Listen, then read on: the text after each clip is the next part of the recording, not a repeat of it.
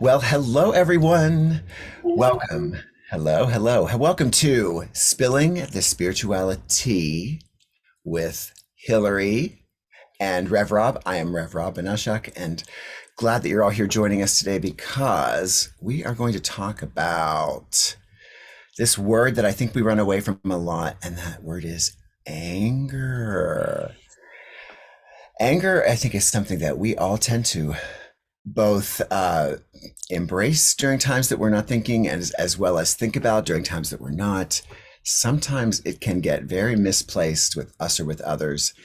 And I know my friend Hilary and I were talking before we went live today about this topic, and she's had some experience with anger that she feels might have not really been directed at her. So tell me about this, my friend. Yeah. This is a topic that I think everyone will be able to relate to. Um, I've been noticing that a lot of anger is really misdirected. It's really not about you, even though you think it's about you. Of course, we always think it's about us when somebody's kind of being nasty to us, but oftentimes it seems it's really coming from other situations. And sometimes I think when we have the understanding of where it's coming from, it's easier to deal with it as opposed to feeling like you're squashed like a bug. So, my experience, I've had tons of experiences like this. I kind of was saying to Rob offline that I feel like this happens at least 50% of the time when somebody's angry with you, that it's really not about you. So for me, this happened a long time ago. I had a very close friend who was in an abusive marriage. And I noticed that when she had had a hard time with him, that if I saw her the next day, boy, she would go off on me. And it wasn't, I kept thinking and scratching my head, like, what did I do? What did I do? But I don't even think that she had the awareness that it was misdirected. And I'm not sure I did at the time, but now looking back, I can definitely see that's what was happening. And it's very off-putting when someone comes at you out of nowhere and you're not really sure how to handle it. Back then, I mean, I was in my 20s, but back then I mostly just wanted to run away and not be near that person. But I could feel, my heart beating faster and palms getting sweaty and feeling anxious. There's a lot that comes with anger that's not so great for the body. So yeah, I'd love to talk about today, how the experiences that we've had from this, and also where we do that to other people, because it's not just other people doing it to us, right? Yes, turns out. So here is like a real life, everyday experience. And this is how I first started to kind of become aware of this kind of misdirected anger. And then the world gave a name to it. And does anybody know what it means to be hangry? So when Yeah, you are I hungry and angry. do. Now, again, I talk about my relationship with my husband because that is a microcosm of how I think we deal with the world, and so, I feel very grateful for that. But there were times that I know that we would start getting prickly with one another, and before I really was aware of how he operated in the world, I went with if he was testy with me, then I went with that testiness and I gave it back, and more on that later. But the fact is, we became engaged in this experience, and before I would realize that, whether he knew it or not, but he did know it after a while, that we hadn't eaten, or we hadn't stopped to eat, or we hadn't done what we needed to do to sustain ourselves. And that realization, and then again, kind of we named it in our world as hangry. That meant so much, and it was this way of, like, literally seeing in front of you, this had nothing to do with me or us or anything that we were doing. This was just that when you get past a certain point, you got to have that food. And sometimes you don't even realize that that's where you are. You're just in this mood because you are hungry. And I just found that as the greatest example. And it also made, because I don't really ever feel conscious of when I am hungry or not. And if that makes me angry, I was never conscious of it before. But to see it play out in somebody else and realize, well, that could be me, was very humbling, because it took the whole thing being personal completely out of it. And so that anger could be because you're hungry. That anger could be because you had a fight with your kid, or because you're late for work, or missing the bus or train to get to work. You walk into your office, like that's prime condition for you kind of like acting out, or someone else acting out on you. So if you do have colleagues that are kind of flying into work at the end of right before a staff meeting or right in the middle of a staff meeting, it's probably best to kind of be aware of what they're directing at you and know that bad day. We all want to have control of our emotions in our days, but sometimes it takes us a second before we even realize that we are out of control, or that others could be, angry at us for something that has nothing to do with us. Yeah, So it's interesting how we're so affected by the energy around us. We might not even know it. If you're hanging out with somebody who's like super negative, and then and they're talking about all the crappy things in the world, or whatever, even just a conversation like that, you take that in, and then you bring that same energy into the next conversation that you get into. I mean, there are times where I'll collect myself and I'll go in the bathroom and I'll be like, Hilary, what the heck is going on with you? Like, where is this coming from? Like, I'm aware enough to know that a lot of times it's not even energy that you're necessarily holding. You've taken it in, which you could also get from watching the news, from watching the 11 o'clock news, or, it's you true. know, thinking about the world and the state that we're in, the issues with COVID and what we've been dealing with, the frustrations of that are endless. There's so much that could trigger misdirected anger, which is Yes. really kind of what it is, right? Yeah, and anger in general, I think, as I said, I don't think it's something that we've been trained to deal with ourselves, and Yeah.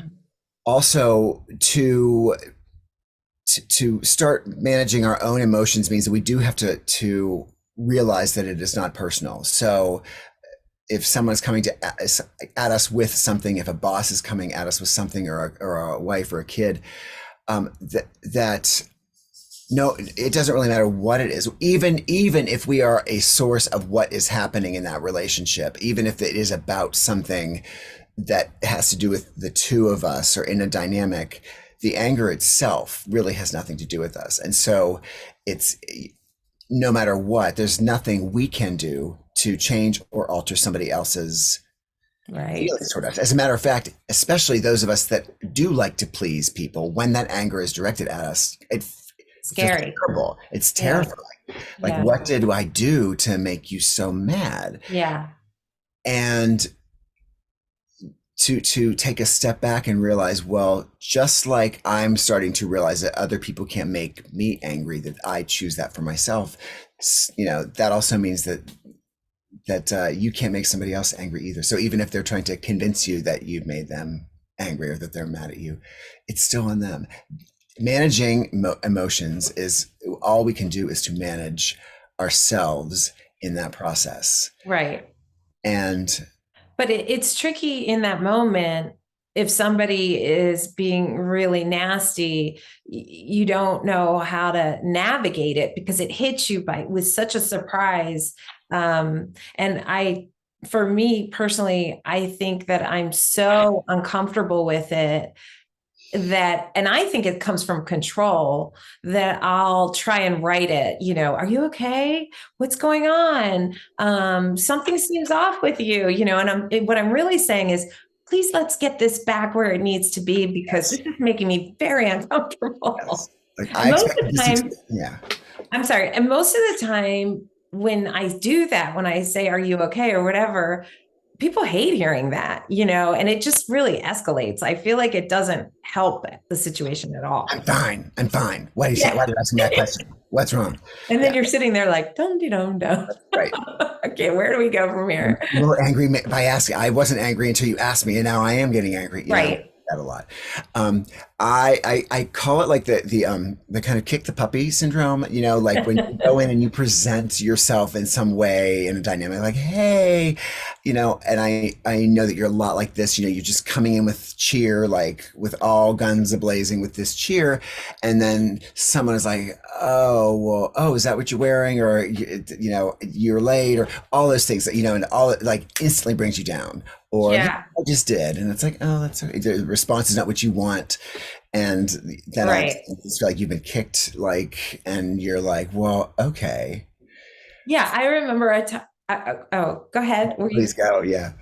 I remember a time when I was with some people and I came in just how you said. I was so happy. I was so excited. And then what they were saying was such a bummer. And it was like putting me into a really terrible place. And they said to me, "What's wrong with you? You seem like you're really down." And I was like, "I'm not down. I started out really great." What's your problem? Yeah, I mean, I do think there are those people in the world, and just to be aware of it and not to be paranoid about it. But there are people that like to leverage or manipulate that anger. So button pushers or people that Yeah. know how to hit those spots that can Agreed. send you to that place. And it's easy to even blame that experience or to blame that person, but in the end it still comes to back to ourselves. So misdirected anger coming at you, you can kind of put that shield up if you can, Yeah. take a big breath, and to realize that's about this person. And it's, I think, a word that is good to explore and to take it out of ourselves is to be curious. So as it's coming at you, to sit back and go, huh, wow, what is about this person? Maybe not even to them, because you don't want to say, are you okay? But you want to step back and go, I wonder what it is about them that is okay or not. Or I Right. wonder why this is bothering me, that they're angry, which is another big one. Why am I being triggered by somebody else's Right. anger at Which me? is hard to do in the moment, but a really good practice. And we've talked about this in some of our other videos, that you can always do what you said. Look at it as a curiosity, like, that's interesting. If I have gotten to the point where I've taught myself to say that phrase so I don't get reactive, because I tend to be, without doing work on myself, I'm very reactive. So, when you can say, that's interesting, or I wonder what this is about, it at least gives enough of a pause so you don't go guns ablazing back. Right. So interestingly, this is a great kind of example of all of this anger that may or may not be misdirected, is that you informed me about somebody on social media, a spiritual person who posts a lot of posts, and a lot of them are feel good posts. It feels like recently this person started to post a lot of posts that triggered other people. So they seemed very negative. They seem like they're judgmental, and people respond in kind to this judgment. Now, it's been a fascinating thing to watch, because some of the things he posts say, like, I just said this thing yesterday about, are you like this in your family? And if you are, it's your issue. It's not your fault, but it's up to you to change this. Which people get very, defensive about this. And then the following post is going to be, see, if you're defensive about this, that trigger is about what's triggering you. It's not about what I'm not triggering you. This idea that I'm presenting to you is triggering you. And what is that about? And I feel like that is just so important, because it's easy, especially again, as we scroll through our world, online or elsewhere, Yeah. things make us respond a certain way. Even those people that we follow or we are listening to, or that we like to be inspired by, Yeah. they say something that bends us out of shape. And he's really good at this, because he says it, and then he says, and if this is bothering you, like if then that's about you. And it Right. always makes me step back because I can go through a list of posts and say, wow, this seems like this is pretty angry or judgmental or whatever. And then when he will very seemingly self-consciously say, oh, and if you're triggered, it's your issue. What about this is triggering you? It always makes me step back and go, wow, this guy's really good, because maybe he's not even feeling any of this. Maybe his job is to make me feel triggered so that I actually do work and figure out what's triggering me. Yeah. Not his job. It's not my job or your job to say what necessarily or what people think they want to hear. It's us for us to tell the truth about what we know, if that's in fact authentic. And I just think I think that he's able to kind of get some authentic, and we'll talk more about this next week, some very real emotions from things that may or may not be true. Because Yeah. And and it's not just him. I mean, so he's somebody, I was definitely triggered and told Rob about it. you, But I would never make a comment because I do feel like it's their space and I always have the option of not watching.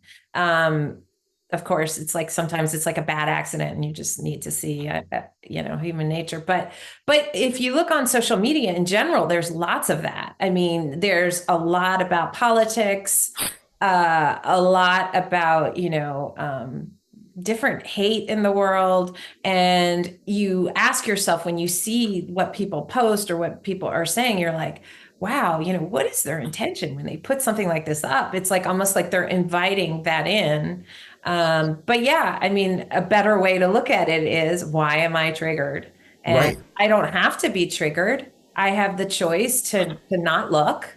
I have the choice to step inside of me and see while I am. I mean, for me, with this particular person that we're talking about, a lot of my triggering is that I feel like when you are a leader to some degree and teaching people how to create a better life, and that's us as well, it's a responsibility to not assume that everybody is on the same plane that you are. And maybe that is his truth at that moment, but the triggering for me is always like, well, how is this hitting other people? When in reality, it's none of my business.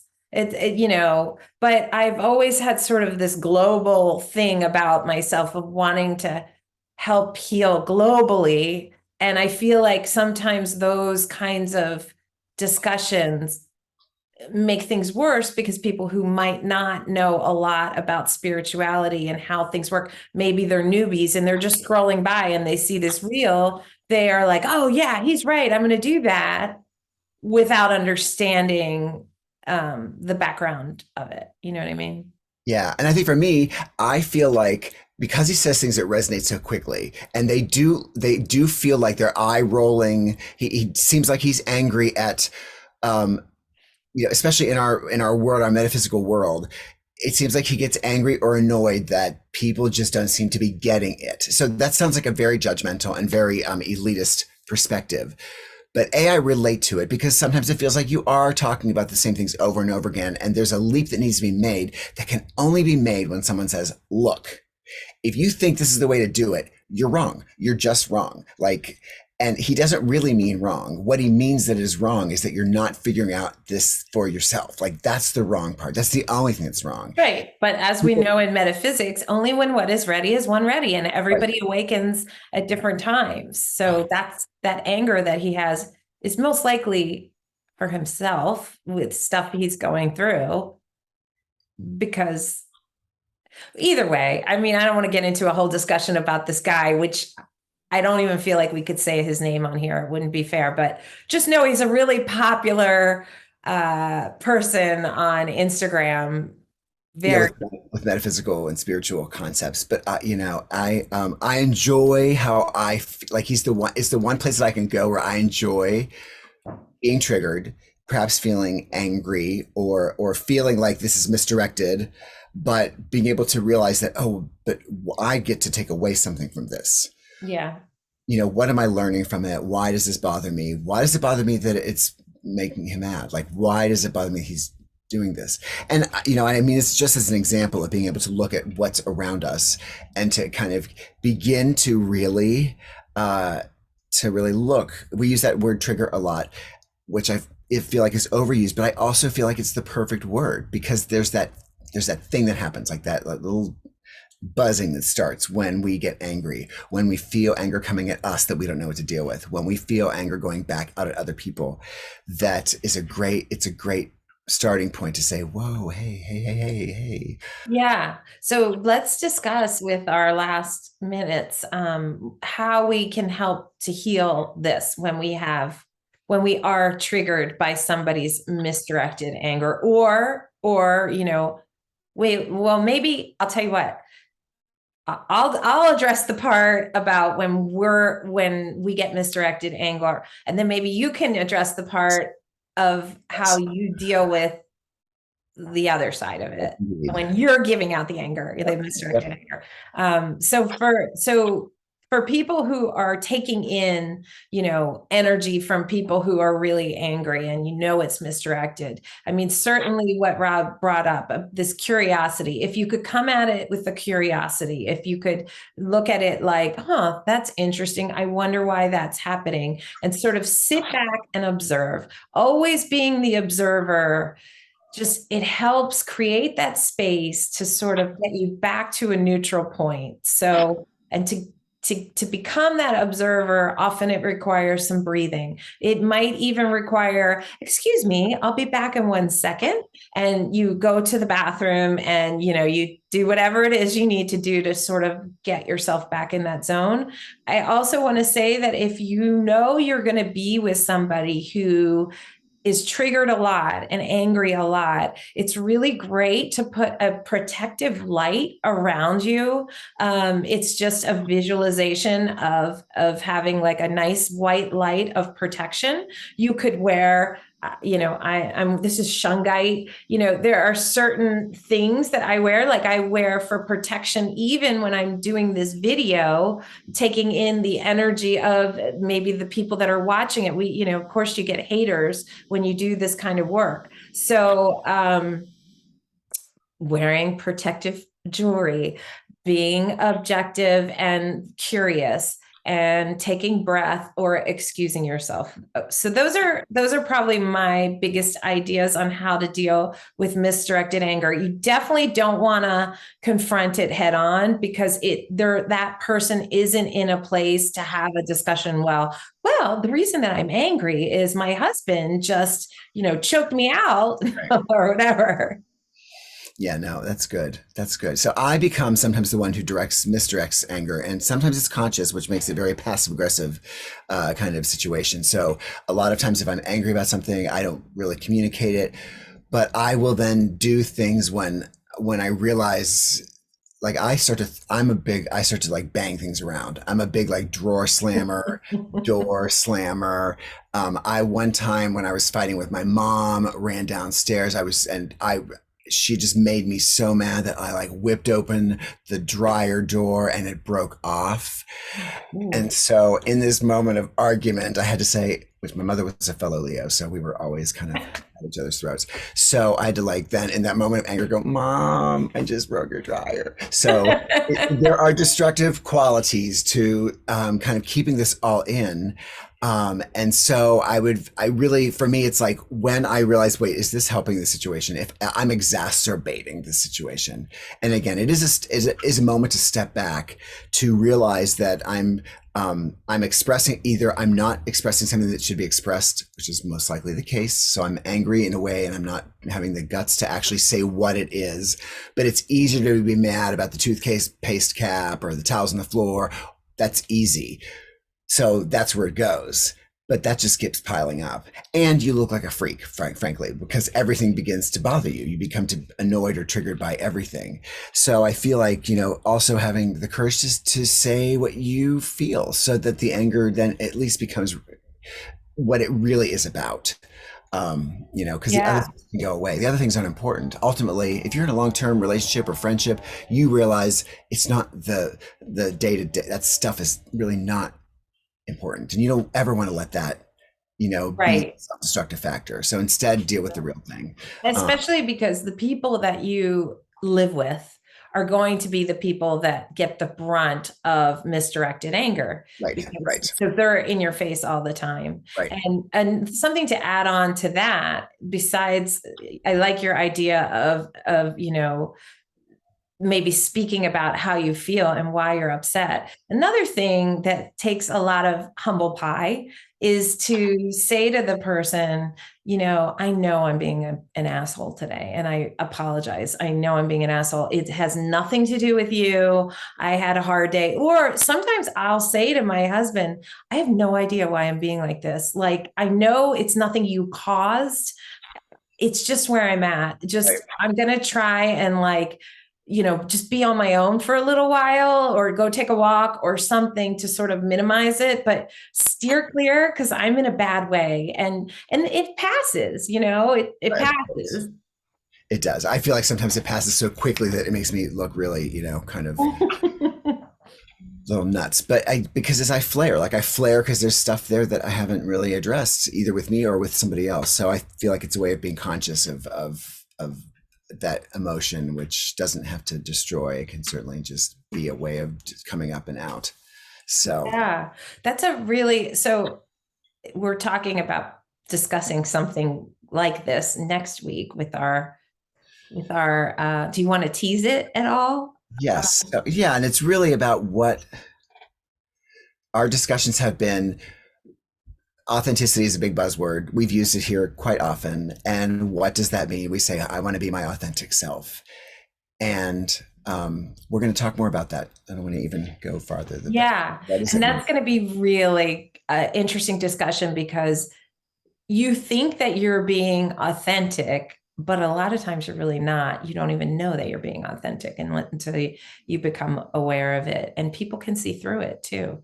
So that'll be a good topic for next week. So let's close out on this misdirected anger thing. I think we were honest, and then gave some good tidbits on how to heal. And I really think I'd just like to finish this up by saying, when we become aware of where things are coming from, when we understand that it really has nothing to do with you, then sometimes we can give the grace that other person needs. Yes, And that's beautiful. sometimes we can just be a little bit kinder. Just it's such massive growth in us when we can become that person who isn't triggered, and can offer them just some kindness and a listening ear. As soon as it's over, make sure you cleanse yourself. But yeah, that's, I guess, what I would like to leave you with, is that once we can become objective and become curious, we can allow this kindness to understand that we're all one, and everybody's going through a hard time, and so to be kind that way. Yeah, and I'll just add to that, so that kindness includes kindness to ourselves, and also being able to say, if we are in fact finding ourselves in a situation where we're angry, to ask ourselves, is whatever I'm doing right now helping or not? So being able to ask that question: Good. is this Yeah. advancing? Is this getting my anger out? If all I need to do is like rage on it, and I can let that person know, hey, I'm just, thank you for listening, or thank, but really assessing whether it's helpful or whether it's just a destructive tool. So Right, right. It's all, and we can do all of these things if we can allow ourselves to pause. It's when we don't allow ourselves to pause that we say things that we will later regret. And once they're out there, they're out there, true. So learning to be objective and pause. Yes. All right. I think we did it. All right, guys. Thank you again. Hey, whatever you have to say, if you've got comments, please include them, and engage in the conversation.